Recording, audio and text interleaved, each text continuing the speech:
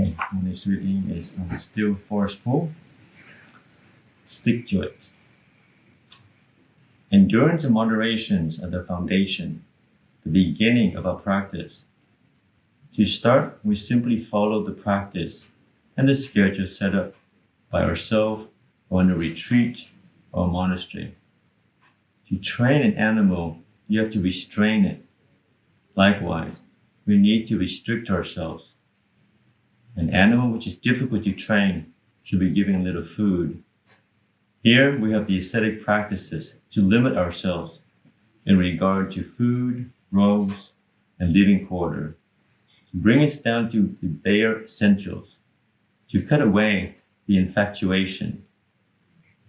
And these practices are the basis for concentration. Constant mindfulness in all postures and activities will make the mind calm and clear.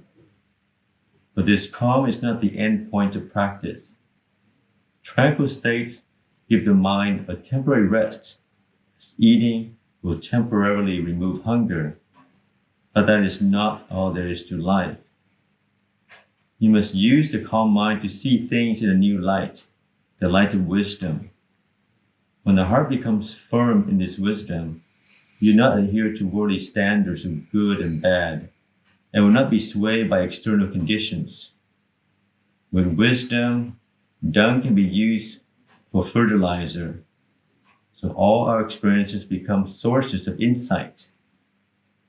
Normally, we want praise and dislike criticism. But seeing with a clear mind, we see them as equally empty. Thus, we can let go of all these things and find peace. Do not worry about how long it will take to get results. Just do it. Practice endurance. Do not worry about enlightenment. When growing a tree, you plant it, water it, fertilize it.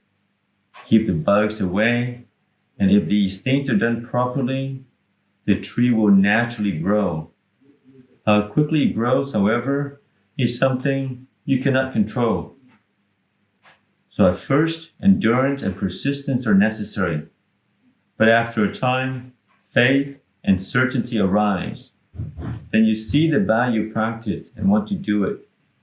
You want to avoid socializing and be by yourself in quiet places.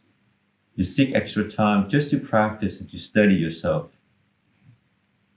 So just do the practice beginning with the basic steps. Being honest, upright, being aware of whatever you do, and the rest will follow naturally. Stick to it.